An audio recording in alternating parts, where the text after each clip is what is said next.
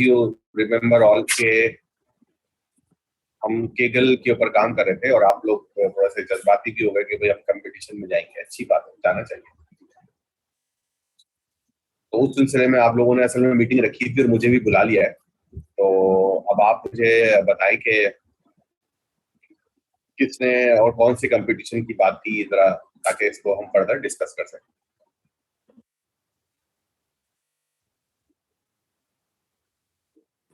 Sir, मेरी आवाज वालेकुम सलाम, तुम्हारी आवाज आ रही थी फिर गायब हो गई।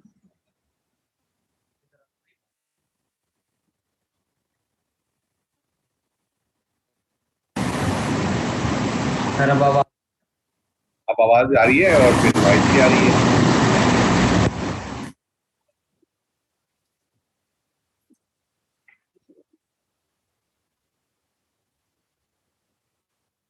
और अब आवाज नहीं आ रही है।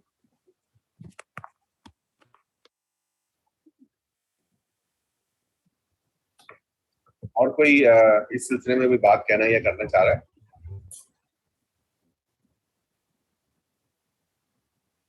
सर, आप कुछ आती थी जरा।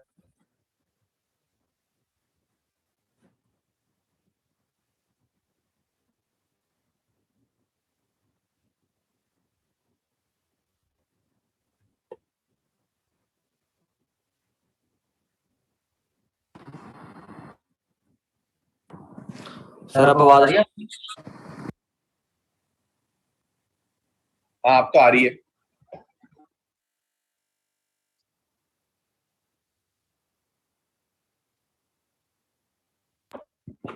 जी सर, वो ग्रुप में कुछ डिस्कशन हुई थी जिसमें सबने कहा था कि कैगल पे काम करके हम अपना पोर्टफोलियो बिल्ड करें और साथ हम ठीक अपनी है, प्रैक्टिस को कंटिन्यू करें और सही वहाँ से हम डेटा सेट कलेक्ट करके तो ना अपनी प्रैक्टिस को कंटिन्यू करें।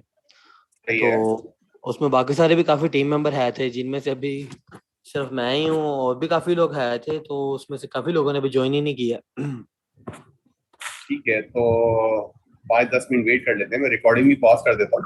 अभी मेरी घड़ी में 10:07 हो रहे हैं, 10:15 में दोबारा स्टार्ट कर देंगे, ठीक है? ठीक है सर, ठीक है, ओके। रिमाइंड करा देना आप लोग, जो बाकी लोग पानी शाड़ी पी रहे हैं। Okay Recording sir. stopped. अगर कोई सिलसिले में मैं अभी ऑनलाइन अवेलेबल हूँ, कोई और मसला हो, कोई बात हो, तो आप लोग शेयर कर सकते हो। जी सर, मेन चीज़ यही थी कि सब चाह रहे थे कि आप हमें एक बात दे दे ताकि हम सबको पता चल सके कि कैगल पे काम कैसे करना है, या हम डेटा सेट को अच्छे डेटा सेट्स कैसे रिसर्च कर सकते हैं, उन पे जो एल्गोरिथम है वो हम प्री इसके ट्रेंड लिए यूज बड़ा करें। आसान तरीका है, आप अपनी जो है ना स्क्रीन शेयर कर लो, तो मैं इसमें आपको गाइड कर दूंगा कि भाई केगल पे आप कहाँ हो और कहाँ पर नहीं हो। तो 5 मिनट इंतजार कर लेते हैं, फिर स्टार्ट कर लेते हैं, ठीक है? ओके सर, ओके, ठीक।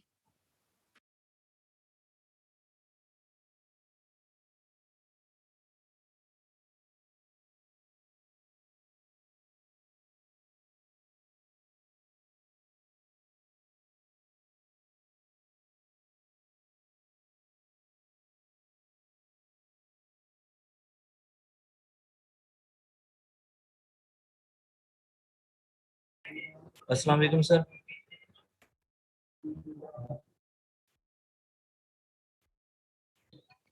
अस्सलाम वालेकुम।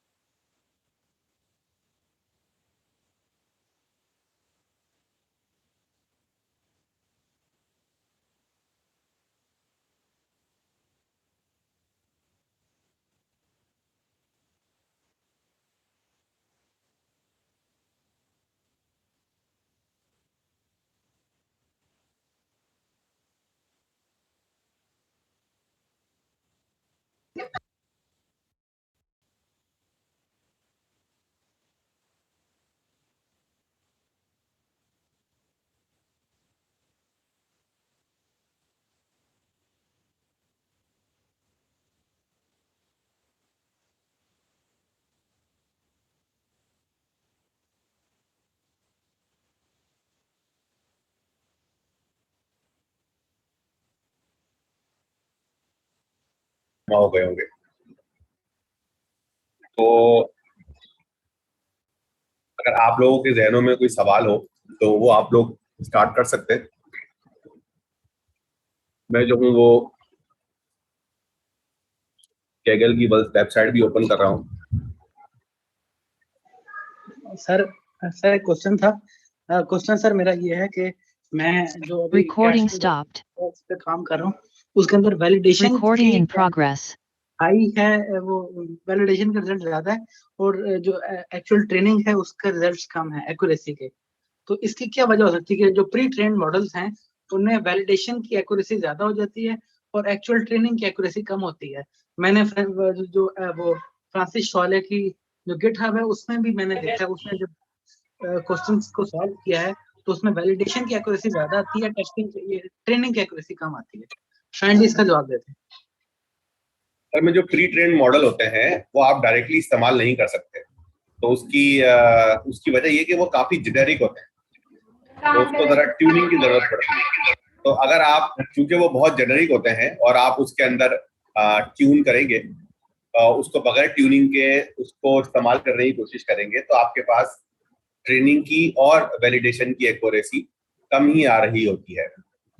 आप लोगों को एक बहुत ही बड़ी और बहुत ही अहम बेसिक चीज जो है वो समझने की जरूरत है, और वो ये है कि जब हम ट्रेनिंग स्टार्ट करते हैं तो सबसे पहला जो प्रॉब्लम हम फेस करते हैं वो क्या होता है, मतलब जो सबसे पहला जो चैलेंज है हमारा।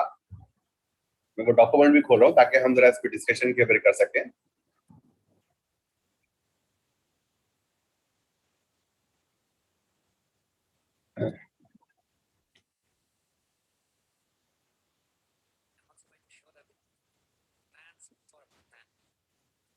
We start model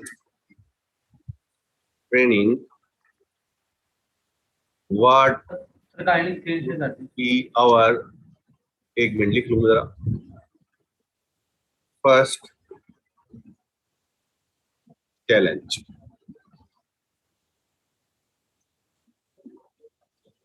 कुछ लोग जो है वो जरा चैट पढ़ते रहें अगर उनके पास माइक है, ताकि मुझे चैट पढ़ने की जरूरत ना हो। तो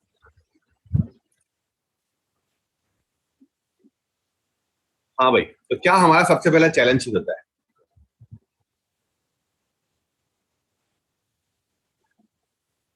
कोई आइडिया? बेसिक सी बातें करता हूं मैं, तो आपको पता है ना बेसिक की ही बातें हो रही है, तो बताएं। सर प्रॉब्लम की कैटेगरी डिफाइन करना, अगर हम किसी भी नहीं, मॉडल ट्रेनिंग की बात हो रही है ना अभी। जब मॉडल ट्रेनिंग हो रही है इसका मतलब है कि जो पहले वाले जो फेसिस थे उनके ऊपर हम काम कर चुके हैं। जो मॉडल के अंदर एल्गोरिथम यूज होना है वो मॉडल ट्रेन कर रहे हैं, तो सबसे पहले जब हम मॉडल ट्रेन करेंगे, हमने बाकी सारे काम कर लिए हैं। मॉडल हमने बना लिया, मतलब कौन सा एल्गोरिथम यूज करेंगे, क्या उसके पैरामीटर होंगे, वो सारे काम हमने कर लिए हैं। अब सबसे जो पहला चैलेंज जो है वो हमें आ रहा है, वो हमें देखना है कि वो क्या है, और वो आपको पता है वो क्या होता है? हाँ, एक्यूरेसी तो कम आ रही है, लेकिन इसको हम एक खास नाम देते हैं और वो नाम है अंडर फिटिंग। अंडर फिटिंग के अंदर क्या होता है कि आपका जो एक्यूरेसी है, ओवरऑल एक्यूरेसी है, अंडर फिटिंग का मतलब है कि आपकी ट्रेनिंग एक्यूरेसी इज लो। ठीक है, दैट्स इट। अब वैलिडेशन एक्यूरेसी अच्छी आ रही है, कम आ रही है, ज्यादा आ रही है, हमारा नहीं, लेकिन हमारी ट्रेनिंग एक्यूरेसी ही लो आ रही है। तो अब अगर हमारी ट्रेनिंग एक्यूरेसी ही लो आ रही है तो वैलिडेशन एक्यूरेसी हाई आ रही है नहीं आ रही है, हमारा जो प्रॉब्लम जो है वो यहां पर ही रुक जाएगा। अब हमारा जो नेक्स्ट स्टेप होगा वो होगा making our model overfit.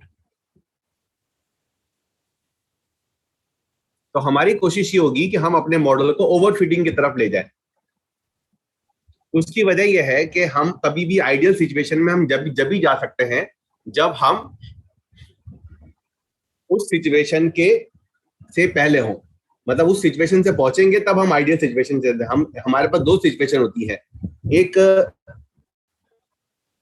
Worst situation और एक दूसरी साइड की वर्स्ट सिचुएशन। तो हम जब दूसरी साइड की वर्स्ट सिचुएशन पे चले जाएंगे, यानी कि 100% तक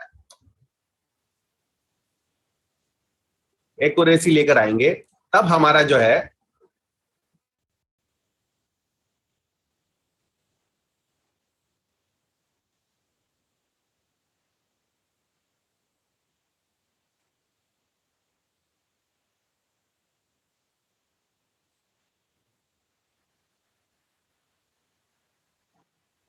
सर आपकी आवाज नहीं आ रही।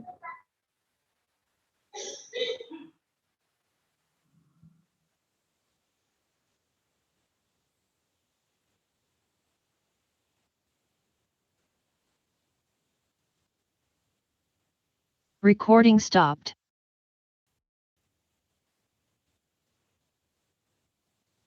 सर आई थिंक डिस्कनेक्ट हो गया।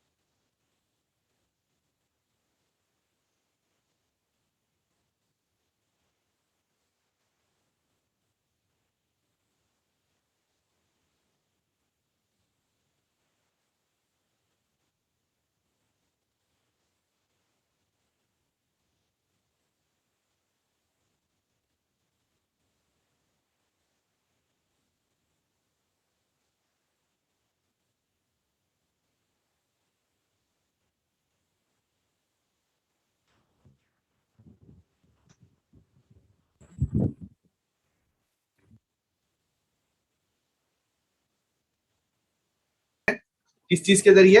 With the help of validation. ये हमारे बेसिक रूल है। इसके लिए जो है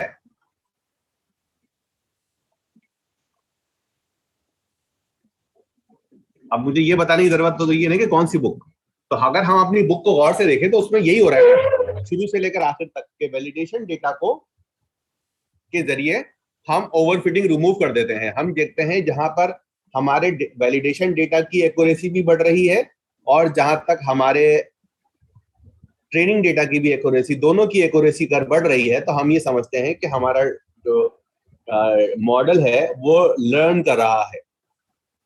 लेकिन जैसे ही ट्रेनिंग एक्यूरेसी बढ़ती रहती है और हमारी वैलिडेशन एक्यूरेसी बढ़ना रुक जाती है, तो हम ये एज्यूम करते हैं कि हैं उस पॉइंट से हमारी जो मॉडल है उसकी लर्निंग खत्म हो गई है, अलबत्ता ओवरफिटिंग शुरू हो गई है। तो हम उससे पहले वाली जगह को काट कर दोबारा उसको ट्रेन कराकर फिर हम उसको यूज कर लेते हैं। अब अगर आप जो अभी बात कर रहे थे हमारे भाई, वो प्री ट्रेन मॉडल की, वो हमारा इसका मतलब हुआ कि वो जो प्री ट्रेन मॉडल है वो हमारे डेटा के हिसाब से, क्योंकि काफी जेनेरिक है ना वो, तो वो हमारे डेटा के हिसाब से अंडर फिटिंग का शिकार है। तो जब भी अंडर फिटिंग का शिकार होगा आपकी ट्रेनिंग एक्यूरेसी लो हो रही होगी। अब वैलिडेशन एक्यूरेसी अच्छी आ रही है, खराब आ रही है, वो एक अलग मसला। तो उम्मीद है कि आपके इस वाले सवाल का जवाब हो चुका होगा। और अगर आपका मॉडल प्री ट्रेंड है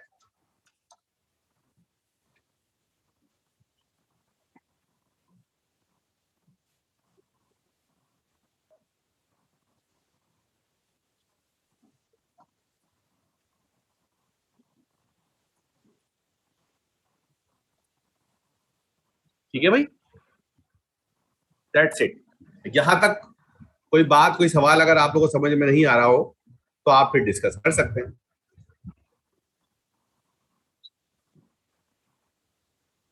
और कोई आपके जहनों में कोई सवाल हो तो? सर एक क्वेश्चन, हाँ बोलो। क्वेश्चन ये है कि हमें हमेशा अपने डेटा सेट के लिए प्री ट्रेन मॉडल को फिट करना चाहिए या मॉडल को स्क्रैच पे बनाना चाहिए, इनमें से क्या चीज बेस्ट है? असल में डिपेंड करता है कि आपके पास डेटा कितना है। बेस्ट सिनेरियो तो ये है कि अगर आपके पास डेटा बहुत सारा है और अक्सर ऑर्गेनाइजेशन में बहुत सारा डेटा हो रहा हो है, तो आप जो है वो अपने ही डेटा से ट्रेनिंग कर लें, जो कि काफी कस्टमाइज होगी, तो काफी अच्छी होगी। मेरा ये जाती ओपिनियन है। इसके लिए आप मजीद जो है वो रिसर्चर से जाकर उनकी इंफॉर्मेशन रीड कर सकते हैं, या रिसर्च पेपर्स वगैरह रीड करके ये चीज देख सकते हैं। ये एक रिसर्च का डोमेन है, लेकिन जो मेरी अपनी जाती राय है वो ये कहती है कि भाईजान आप जो है वो अगर आपके पास डेटा अच्छा है तो खुद आप उसको ट्रेन कर लें। इस मौके पर प्री ट्रेन मॉडल का आर्किटेक्चर आपकी हेल्प कर सकता है। यानी आपने एक प्री ट्रेन मॉडल देखा तो उसमें बताया कि भाई प्री ट्रेन मॉडल के अंदर इतनी लेयर्स हैं, यहाँ पे पैरेलल हो रहा है, तो आप वो यूज कर लें। दूसरे अल्फाज में आप इसको इस तरह भी ले सकते हैं कि आपका एक प्री ट्रेन मॉडल है, वो आपने ले लिया और उसकी मिसाल के तौर पर उसमें 6 लेयर्स हैं, तो 6 की 6 लेयर्स को रीट्रेन करा लिया, तो बात वही हो गई।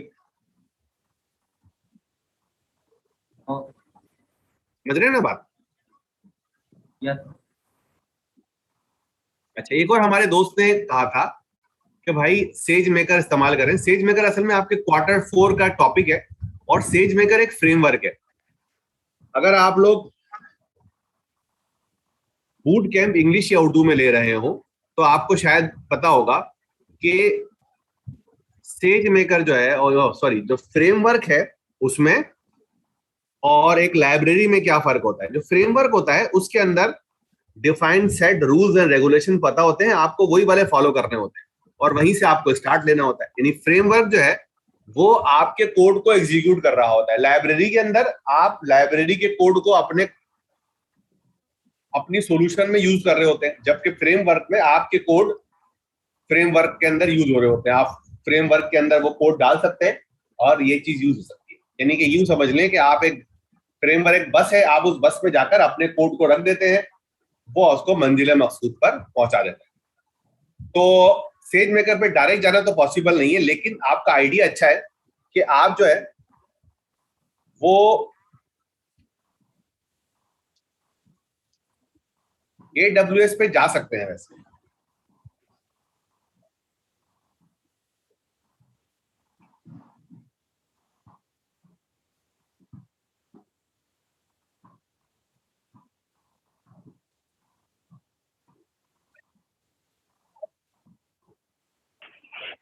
मैं देखूंगा, मैं जो हूं वो मेरे पास अकाउंट AWS का बना हुआ है या नहीं बना हुआ।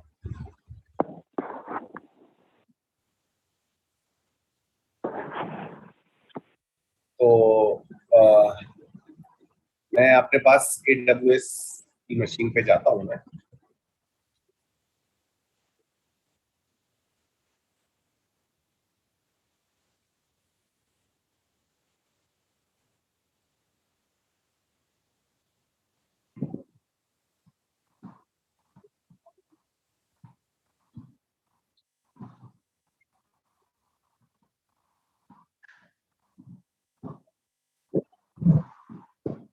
मैं AWS भी खोल रहा हूँ। उसमें आप लोगों को ये बात याद रखनी है कि AWS जो है जब आप स्टार्ट करेंगे, मैनेजमेंट कंसोल है, उसमें आपके पास आप सेज मेकर पे भी जा सकते हैं, ठीक है। और आप अगर आप सेज मेकर आपके लिए जाना कंफर्टेबल नहीं है, मैं वैसे सेज मेकर आप लोगों को थोड़ा सा जस्ट फॉर प्रैक्टिस जो है वो दिखा भी देता हूँ। अगर मेरे पास सेज मेकर यहाँ पर आ जाए तो मैंने असल में पिछली क्लास के अंदर सेज मेकर को बहुत काफी पढ़ाया था। तो मेरे पास जो जितने भी जो सेज मेकर की फ्री की जो टियर थी वो सारी खत्म हो गई है। तो जैसे ही मैं सेज मेकर स्टार्ट करूंगा वो आपके लिए काम स्टार्ट हो जाएगा। सही है। तो अब सेज मेकर, ये आपके पास सेज मेकर आ गया, आपने सेज मेकर सर्च किया। सब लोग मेरे साथ हैं, सबको स्क्रीन नजर आ रही है भाई? यस सर, नजर आ रही है। जी सर, आ रही है। ठीक है। अब मैं सेज मेकर का जो एक पूरा एक डेटा प्रोसेसिंग साइकिल है जिसके अंदर आप प्रोसेसिंग कराते हैं, उसके बाद ट्रेनिंग कराते हैं और उसके बाद इन्फ्रेंस कराते हैं। तो यहाँ पर प्रोसेसिंग का मतलब प्री प्रोसेसिंग है, और जिसको हम प्रोसेसिंग कहते हैं उसका मतलब है ट्रेनिंग, और यहाँ पर प्रिडिक्शन का मतलब है इन्फ्रेंस, लेकिन यहाँ पर नोटबुक भी मौजूद है, तो आप नोटबुक इंस्टांसेस एक बनाकर अपना काम कर सकते हैं। अब जब हम नोटबुक बनाने जाएंगे, आप कहते हैं मुझे एक नई नोटबुक बनानी है, ठीक है, और आपने उसका कोई नाम भी रख दिया, जैसे क्या काम करने जा रहे हैं, अब मुझे याद नहीं है कि आप लोग क्या। अब यहां पर जो है मेरे पास बहुत सारे इंस्टांसेस हैं, कंप्यूट ऑप्टिमाइज्ड, कंप्यूट एक्सेलरेटेड, ये सारी चीजें यहां मौजूद है। मैं जाकर क्या करना चाह रहा हूं, मैं यहां पर सर्च कर लेता हूं,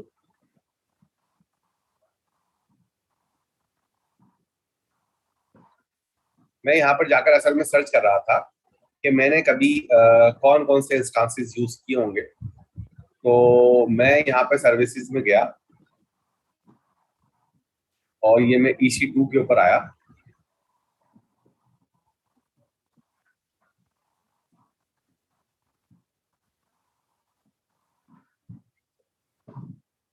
तो ये 2 इंस्टांसेस मेरे पास, एक इंस्टांसेस मेरा ऐसा भी था जो GPU इनेबल्ड था।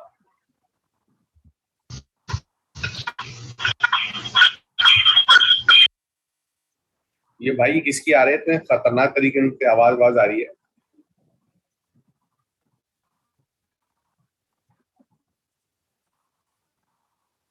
अच्छा, इसके अंदर NVIDIA का एक GPU लगा हुआ है, ये काफी महंगा है ये।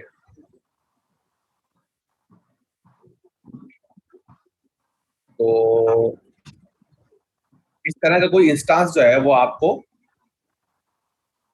ढूंढना पड़ेगा। इसकी इंफॉर्मेशन में लेने की कोशिश कर रहा हूँ कि जो इंस्टांस है इसकी कोई डिटेल्स वगैरह मुझे मिल जाए, तो मैं आपको ये इसकी डिटेल्स जो है वो शायद आपको शेयर कर सकूँ। तो ये एक G2 एक्स्ट्रा लार्ज है। इसका सही तरीका है, जो कभी भी अब इंटरनेट का जमाना है, तो आप इसको जो है AWS क्लिक कर और ये G2 का इंस्टांस सर्च कर।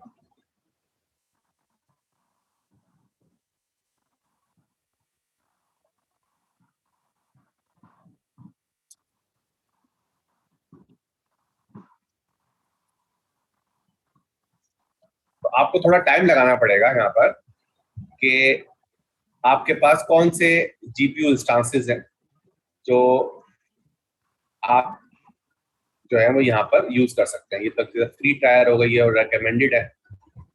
P3 up to 8 Nvidia Tesla, V2 up to 4 T2 GPU।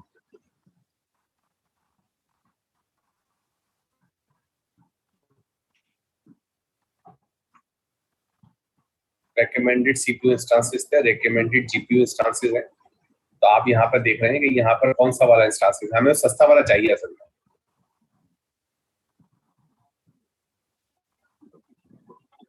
तो अभी वो मुझे मिल ही रहा, मैंने इंस्टांस ढूंढा हुआ था जो आधे डॉलर का है, यानी 100 रुपए घंटा पड़ेगा आपको। अगर वो 2-3 घंटे में प्रोसेस कर सकता है तो है, आप लोग भी ढूंढिएगा, तो मैं भी ढूंढूंगा कि इसमें GPU में सबसे सस्ता जो है वो कौन सा है। तो अब मुझे जो है वो अगर एक नया इंस्टांस स्टार्ट करना है,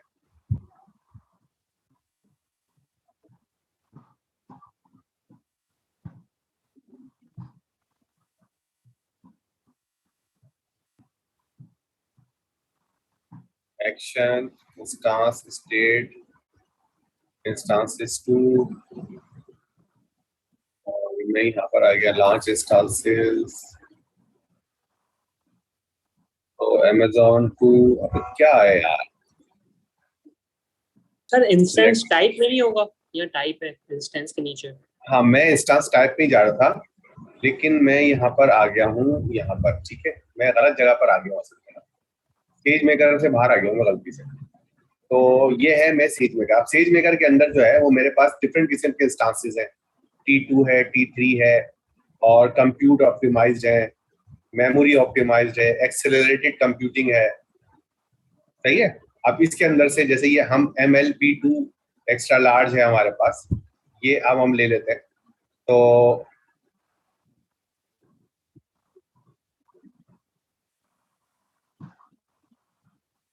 अब ये कह रहा है कि भाई इसके अंदर अब इसकी डिटेल वगैरह जो है वो आप सर्च कीजिएगा, ठीक है, और उसके बाद जो है वो आप यहाँ पर आपने बताया कि आपको जो है वो इलास्टिक इंटरफेस के अंदर कौन सी वाली इंटरफेस चाहिए, तो आप यहाँ पर ये आप सारी चीजें आप आपको बैठ कर ये सबसे पहले तो ये करने पड़ेंगे, और उसके बाद जो है कोई इंक्रिप्शन नहीं है और कोई नेटवर्क भी जो है वो आपके पास ऑप्शनल है। अब आप जो है वो अपना इंस्टेंस जो है वो क्रिएट कर सकते हैं। और जीरो अच्छा, क्या रह गया ये? बाद च मन गया करना अच्छा लगा। अच्छा, मेरे दोस्त ने इंजीनियर चलाया, मेरे दोस्त ने और जिसने भी चलाया वो यहाँ पे गड़बड़ आ रही है भाई। ये कह रहा है कि भाई ये कुछ अंडरस्कोर शायद इसके अंदर अवेलेबल गड़बड़ कर रहा है। सही है जनाब, अब ये इंस्टेंस क्रिएट हो गया केगल प्रोसेसिंग के नाम से। ठीक है, अभी ये पेंडिंग में है, ये अब स्टार्ट हो जाएगा।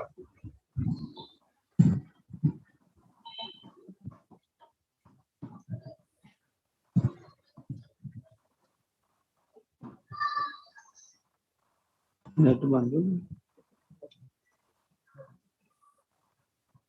बीमारी का नहीं आ रही, कभी बीमारी अक्सर आ रही है। यार आप लोग अपना माइक जरा म्यूट कर लें प्लीज, ताकि मुझे बार बार म्यूट करने की कोशिश नहीं वो करे चंगा पड़े। होगा किसी में तार करती मेरी गाड़ी। अच्छा भाई,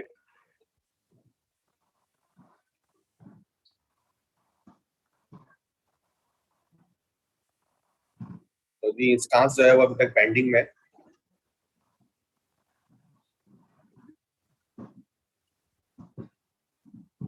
तो जब ये क्रिएट हो जाएगा तो आप जो है इसको स्टार्ट कर लें।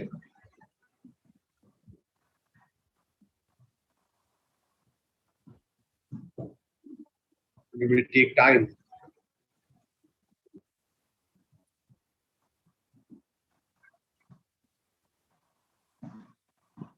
ठीक है जनाब, तो ये स्टार्ट हो जाएगा तो आप इसके अंदर अपनी प्रोसेसिंग कर सकते हैं। ये बिल्कुल आपको वही वाली इंटरफेस देगा जो जुपिटर नोटबुक की होती है। यहाँ तक कोई सवाल करना चाहे, कोई कंसर्न रेज करना चाहे तो आप कर सकते हैं।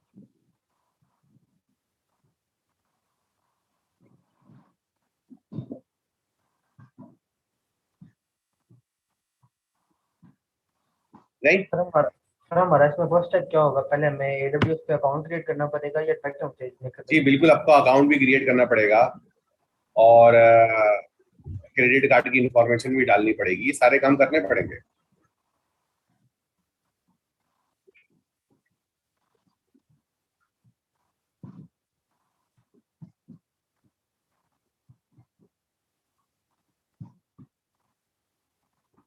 ठीक है, मैं कोशिश कर रहा हूँ कि कोई इंस्टेंस चल जाए, चाहे वो छोटा सा ही क्यों, ताकि आपको आइडिया हो जाए।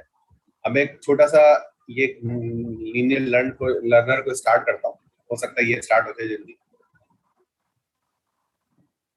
या पेंडिंग में चला गया है।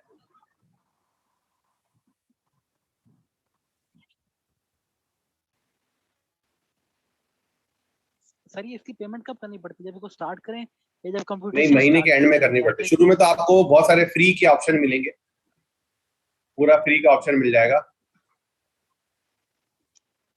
नहीं सर, जैसे आपने भी ये स्टार्ट का बटन क्लिक किया, अब इसके बाद आपको पेमेंट पड़नी शुरू हो जाएगी या मुझे आवाज नहीं आ रही आपकी।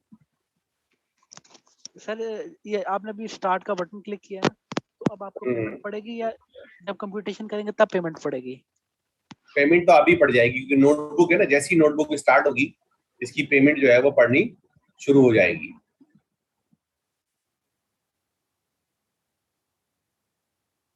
ठीक है, जब तक जो है वो हम केगल की बात कर लेते हैं। जब तक ये स्टार्ट हो रहा है याद दिला देना, ऐसा ना भूल जाए। ये आपकी केगल की इंटरफेस है। अब इस हवाले से कोई सवाल वो आप पूछेंगे तो मैं उसी हिसाब से फिर आपको जवाब जो है वो दे दूंगा।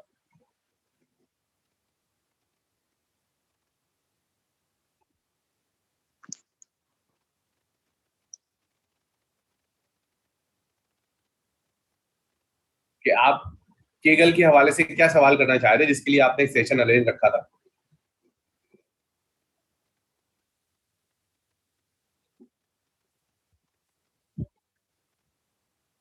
अस्सलाम वालेकुम सर। सलाम। सर एक्चुअली हम सब ये चाह रहे थे कि हमें एक रोड मैप मिल जाता कि यार हम लोग स्टार्ट कैसे करें केकल को हाँ सारे बिल्कुल, मिलके देखो सबसे पहले आपके ग्रुप पास, बनाया जाए। ये मैंने आपकी तो पिछली इसलिए वीडियो में भी आपसे शेयर किया था, आपने क्योंकि वो वीडियो नहीं देखी तो शायद आप इसलिए इतने कंफ्यूज हैं। अगर आप वीडियो देखते तो मैंने अपनी वीडियो में बताया था कि आप डायरेक्ट स्टार्ट करेंगे डेटा सेट से। आपके पास डेटा सेट्स अवेलेबल हैं, आपके पास कोड अवेलेबल है, तो सबसे बेस्ट जो जगह होती है वो ये होती है कि आप जो है वो डायरेक्ट स्टार्ट करें कोड से। ठीक है, दूसरे डिफरेंट लोगों ने डिफरेंट कोड जो है वो यहाँ पे बनाए हुए हैं, और अगर आप डेटा सेट से भी स्टार्ट करेंगे तो इस पे भी कोड मौजूद है। मिसाल के तौर पर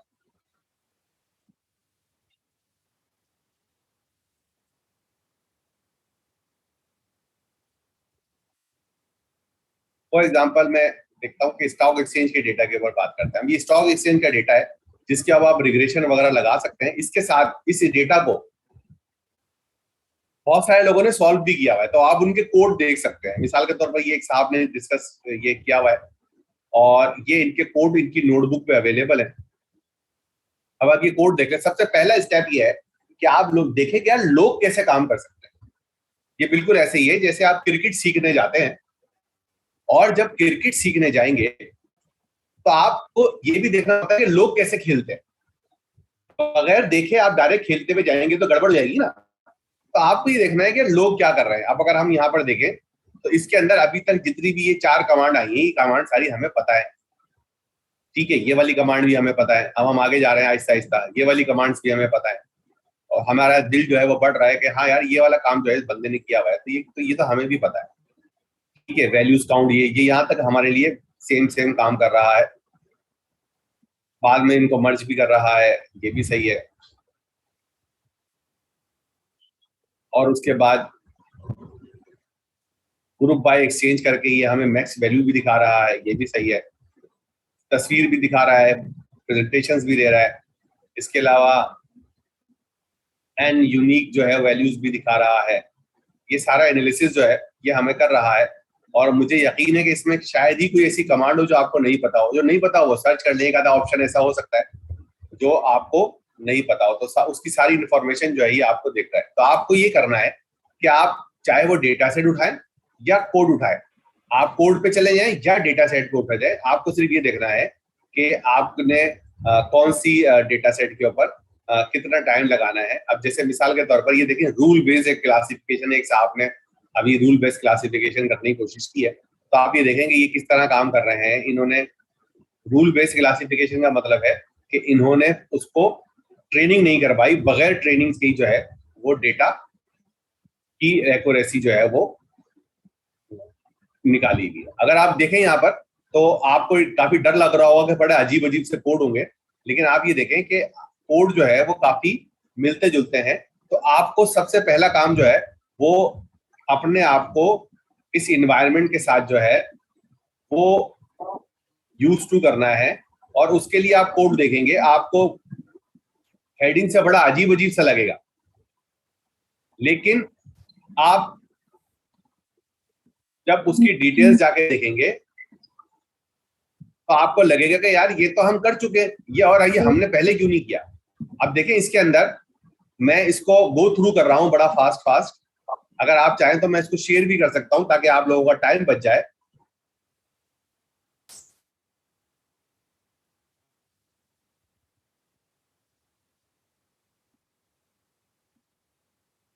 आगे भी चैट के ऊपर आ गई सब चीजें, तो आप लोग खुद इसको खोल के देख लें। इसके अंदर जो है वो जो काउंट वेक्टराइज का जो फंक्शन है वो कैसे चलता है ये आपको दिख रहा है। काउंट कैसे हो रहा है, तस्वीर कैसे बन रही है, टॉपिक कैसे डिस्कवर हो रहे हैं, हेड कैसे आ रहा है। तो आप ये देखेंगे आहिस्ता आहिस्ता आप इस पे 2-3 दिन लगाएंगे तो आप यूज टू हो जाएंगे। उसके बाद जो है वो आप कंपटीशन की तरफ मूव कर सकते हैं। कंपटीशन के अंदर जो है वो सारे कंपटीशन है, गेटिंग स्टार्टेड है, प्ले ग्राउंड है। प्ले ग्राउंड का मतलब होता है कि ये हल्के वाले जो है ये चीजें हैं, इनके ऊपर आप खेल कूद सकते हैं। तो ये भी आपके पास हो सकती है। इंटर्ड है, होस्टेड है, फीचर्स है, रिसर्च है, ऑल कंपटीशन है, पास्ट कंपटीशन है, और इसमें बहुत सारी चीजें हैं जो आप देख सकते हैं, डॉक्यूमेंटेशन है, प्रोग्रेशन है, बहुत सारी चीजें हैं। तो आप इसके अंदर टाइम लगाएं। इसके अलावा आप सर्च भी कर सकते हैं इंटरनेट के ऊपर कि भाई किस तरीके से हम केगल के कंपटीशन के अंदर या केगल के ऊपर किस तरह से फायदा उठा सकते हैं। तो बहुत सारी डिटेल आपको मिल जाएगी, बड़ी ही फेमस साइट है। तो हम दोबारा यहाँ आते हैं कि भाई क्या हो गया, ओपन जुपिटर बुक देख रहे हो आप, ये दोनों चीजें रेडी हो गई है।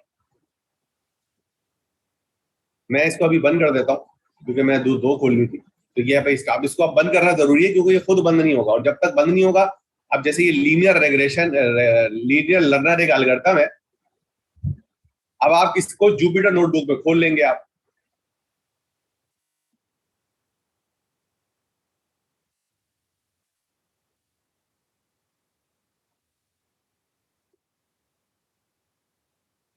ठीक है जनाब, अब ये जुपिटर नोटबुक के ऊपर मैंने कभी काम किया हुआ था जब सेज मेकर हम कर रहे थे। तो आपके पास क्या ऑप्शन था, दोबारा मैं आपको बता दूं, आपने सबसे पहले तो सेज मेकर सर्च किया, सेज मेकर पे आ गए, उसके बाद आपने नोटबुक निकाली और नोटबुक इंस्टांस में नई इंस्टांस क्रिएट कर लिया।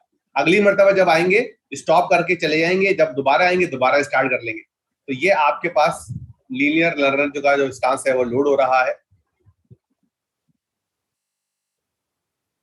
सर ये सेज मेकर का काइंडली दोबारा बता दें। सेज मेकर एक सर्विस है अमेजॉन वालों की, आप यहाँ पर जाकर नोटबुक वगैरह स्टार्ट कर सकते हैं। तो इसके अंदर आपको कुछ इंस्टॉल नहीं करना पड़ेगा। जब भी आप कोई नया इंस्टांस बताएंगे उसको सिर्फ बता देंगे कि भाई मुझे इस इंस्टांस के अंदर जुपिटर नोटबुक चाहिए। अब मैं इसको बंद कर रहा हूं दोबारा, मिसाल के तौर पर मुझे एक नई नोटबुक बनानी है, तो मैं यहां से बताऊंगा कि इस नोटबुक के अंदर मुझे क्या चाहिए। आप देख रहे हो इसमें टेंसरफ्लो 2 3.6 है और टेंसरफ्लो 3.6 है। अब मैंने यहाँ पर जैसे मुझे टेंसरफ्लो 2 के ऊपर काम करना है तो मैं टेंसरफ्लो 2 के ऊपर नया काम पूरा शुरू कर दूंगा। बिल्कुल सेम एज जो है वो नोटबुक की तरह है। अब यहाँ पर काम करना शुरू कर दो। कैसे पता करते हैं भाई कौन कौन सा वर्जन है? सबसे पहले मैं करा दूंगा इंपोर्ट टेंसरफ्लो STF और print TF dot underscore version होता है।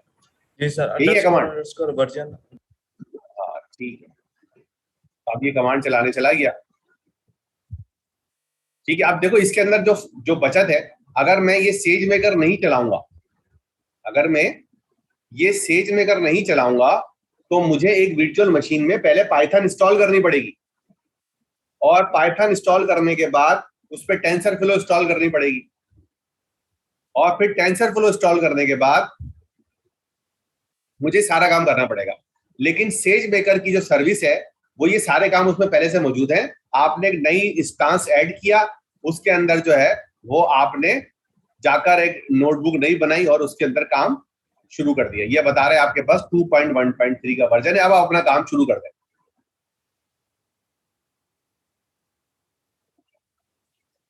यहां तक कोई सवाल?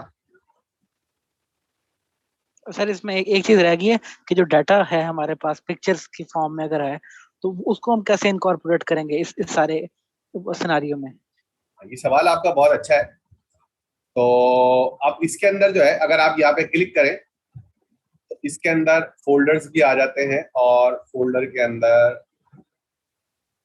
Cluster says maker count upload, यहाँ पर अगर आप अपलोड में जाएंगे तो आप यहाँ पर कुछ भी जो है वो इसमें अपलोड कर सकते हैं। जब आप इसको अपलोड करेंगे तो यहाँ पर आ जाएगा, फिर उसको आप अनजिप कर लीजिएगा।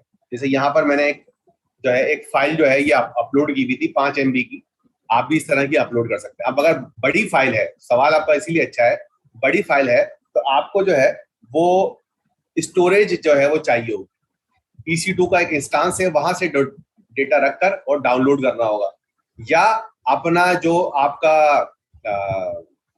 ये जो इंस्टांस है उसके अंदर आपको स्टोरेज जो है वो कनेक्ट करनी पड़ेगी। आपको स्टोरेज जो है वो क्या करनी पड़ेगी, इसमें कनेक्ट करनी पड़ेगी। सर वो S3 की स्टोरेज होगी? जी बिल्कुल S3 की होगी।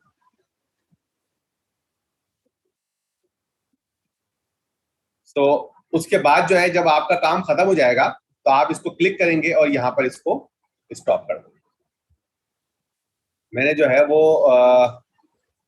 मैं जुपिटर नोटबुक खोल दूंगा तो मुझे टाइप कोड नहीं करना पड़ेगा, और मैं खोल के आप लोगों को दिखा देना चाह रहा था।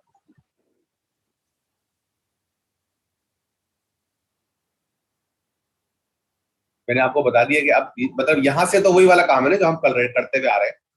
तो अब आप देख सकते हैं कि मैंने इसके अंदर डेटा जो है वो एक जगह से wget से कॉपी किया है। यहाँ पे सबसे पहले देख रहे हैं आप ये वाली, ये वही वाली चीजें जो हम कोलैब पे करते हैं, यानी कि ये कोलैब का ही मॉडल चल रहा है। यहाँ पर डेटा जहां भी मौजूद हो वहां पर यहाँ से आप कॉपी कर लेंगे। यहाँ पर अपलोड का भी ऑप्शन शायद कहीं आ रहा होता है, वहां पर आ रहा होता है, और उसके बाद जो है वो सारी प्रोसेसिंग जैसे हम एक नोटबुक पे करते हैं यहाँ पे भी कर लेंगे।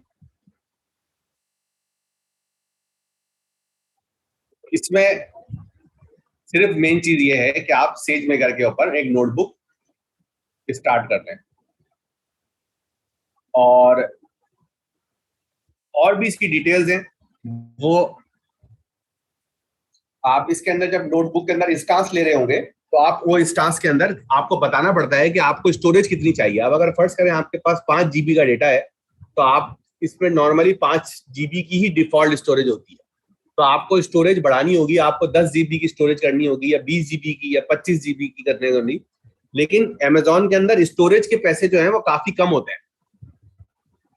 स्टोरेज की जो कॉस्ट है वो कम होती है, पर मिनट या पर आवर नहीं होती, बल्कि पर मंथ के हिसाब से होती है। मिसाल के तौर पर अगर आप 5 GB है तो 5 GB के ऊपर $1 पर मंथ चार्ज होगा। तो आप थोड़ा सा यहाँ पर कॉस्टिंग जो है AWS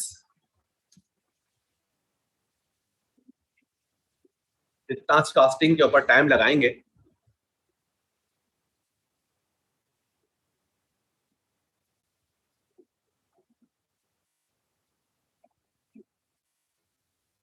तो आपको ये देखो यहाँ प्राइसिंग आ गई ना, इस प्राइसिंग के अंदर आप जाकर देख सकते हैं कि फ्री टायर कितनी है, ऑन डिमांड कितनी है, सही है, सेविंग प्लान्स क्या है, डेडिकेटेड क्या है, पर सेकंड बिलिंग कैसे होगी, सारी चीजें जो है वो प्राइसिंग कैलकुलेटर है। ये सारा आप जैसे मैंने ये कहा कि भाई मुझे प्राइसिंग कैलकुलेटर चाहिए, इंस्टांस टाइप कौन कौन से होते हैं, इंस्टांस टाइप की डिटेल्स, ये सारी एक पूरी कहानी है जो आपको जो है वो पढ़नी पड़ेगी कि भाई T4G क्या होता है, इसके अंदर T3 क्या होता है, T32 क्या होता है। ये सारी चीजें जो है वो आपको एक एक डिटेल आपको मिलेगी। ये बिल्कुल वो चीजें बिल्कुल यूं समझ लें जैसे आप जब कंप्यूटर खरीदने जाते हैं तो जो जो डिटेल्स आपको चाहिए होती हैं वैसी वैसी डिटेल्स आपको यहाँ पर कि आपको ये स्टोरेज कितनी है, कौन सी है, ये सब चीजें जो है वो आपको लगानी पड़ेगी। मेमोरी ऑप्टिमाइज, कंप्यूट ऑप्टिमाइज जो है वो उसके ऊपर जाए, आप देखें कंप्यूटर पर क्या CG4 है, इंस्टेड पावर पे ARM based AWS Graviton 2 processor 50% better performance, सारी कहानी है इसमें। और इसके अंदर जो है वो कहीं देखेंगे GPU शायद आ रहा हो, और एक्सिलरेटेड कंप्यूटिंग में देखें शायद आ रहा हो। P4 है, देखो ये GPU बेस्ड इंस्टांसेस है ये आपके P4 के अंदर। अब इसके अंदर आप देखें इसमें GPU जो है वो 8 आपको GPU मिलेंगे, वर्चुअल CPU 96 मिलेंगे, और इसकी जो इसके अंदर जो बैंडविड्थ है वो 19 गीगाबिट्स पर सेकंड है। स्टोरेज जो है वो इसमें 1 टेराबाइट है। ये सारी चीजें जो है वो आपको इसके अंदर मिलेंगी। अब आप इस पे देख ले तो इस पे काफी आपका टाइम लगेगा, इसके अंदर आपको कैलकुलेट करना पड़ेगा, जाकर सोचना पड़ेगा, ढूंढना पड़ेगा, अपने काम की चीजें ढूंढना। बिल्कुल ये बिल्कुल ऐसे ही है जैसे कि आप जो है वो सेल लगी हुई होती है ना इतवार बाजार में, तो चीज ढूंढ ढूंढ के निकालनी पड़ती है, तो ढूंढ ढूंढ के निकालनी पड़ेगी। सही है भाई? और कोई सवाल? केगल का मैंने आप लोगों को बता दिया है, इंस्टांस का बता दिया है, दोनों चीजें आपको बता दी। तो सबसे पहले जो है वो आप कोड रिव्यू करोगे, ये आपका काम है। केगल के ऊपर जाकर डेटा सेट देखोगे, और जब डेटा सेट में जाओगे तो वहां पे कोड आपको दूसरों के इस्तेमाल किए हुए कोड मिल जाएंगे, उनसे ऊपर देखोगे वो लोग कैसे काम कर रहे हैं, और उसके बाद जो है वो कोड में भी जाके देखो। फिर ये है कि कोई डेटा सेट पकड़ो, उसको अपने हिसाब से सेट करने की कोशिश करो। एक बंदे ने जो है वो मिसाल के तौर पर रैंडम फॉरेस्ट के जरिए क्लासिफिकेशन की है, आप उसको कन्वोल्यूशनल न्यूरल नेटवर्क के जरिए क्लासिफिकेशन करके देखो। और अगर रैंडम फॉरेस्ट में वो अच्छी कर रहा है और आपकी कॉन्वोल्यूशन न्यूरल नेटवर्क में उससे भी खराब आ रही है, तो आप देखो कि किस तरीके से उसको इम्प्रूव किया जाएगा, और जिस तरीके से उसको इम्प्रूव किया जाएगा वो आपको इम्प्रूव करके देख लो। सही है जनाब। तो this is the end from my side. अगर आपके जहन में कोई सवाल है तो ठीक है, वरना फिर इसको खत्म करते हैं।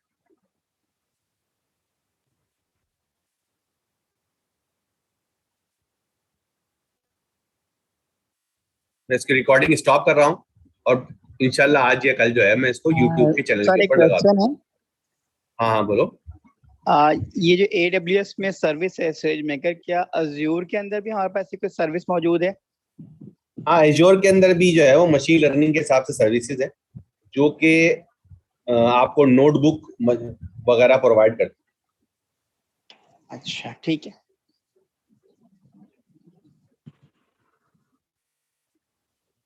और कोई सवाल? ये फिर एंड करें। ठीक है जनाब, बहुत शुक्रिया। Recording stopped. ओके।